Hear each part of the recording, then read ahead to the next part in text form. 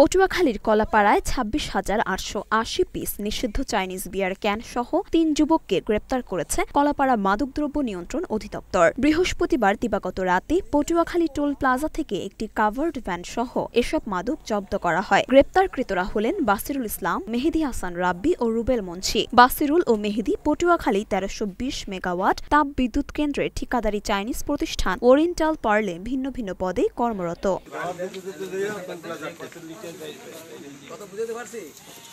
এ বিষয়ে পটুয়াখালী মাদকদ্রব্য নিয়ন্ত্রণ অধিদপ্তরের সহকারী পরিচালক এনায়েত হোসেন জানান, গোপন সংবাদের ভিত্তিতে অভিযান চালিয়ে এসব মাদক উদ্ধার করা হয়েছে।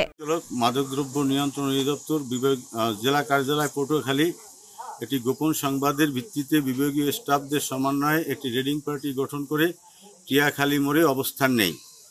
গোপন সংবাদদাতার সংবাদ মোতাবেক এবং তার দেখানো মতে এই কভার ভ্যানটি আমরা সিগন্যাল দিই টিয়াখালীর মোড়ে। আমাদের সিগন্যাল অমান্য করে এই কভার ভ্যানটি পটুয়াখালীর উদ্দেশ্যে যাত্রা করেছিল হাইওয়েতে। আমরা তার পিছু ধাওয়া করি, তাকে ধাওয়া করতে করতে পটুয়াখালী টোল প্লাজা তাকে আটকাতে আমরা সক্ষম হই।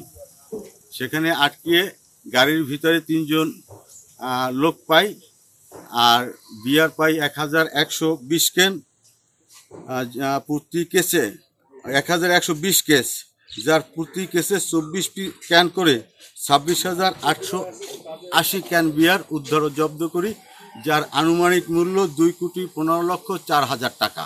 ওই কাভার্ড ভ্যানের চালক রুবেল মুন্সি বলেন, প্রতিটি ক্যানে ৩৩০ ml করে মোট বিয়ারের সংখ্যা ৮,৮৭০ লিটার। জব্দ এসব বিয়ারের অবৈধ বাজার মূল্য ২,১৫,০০০,০০০ টাকা।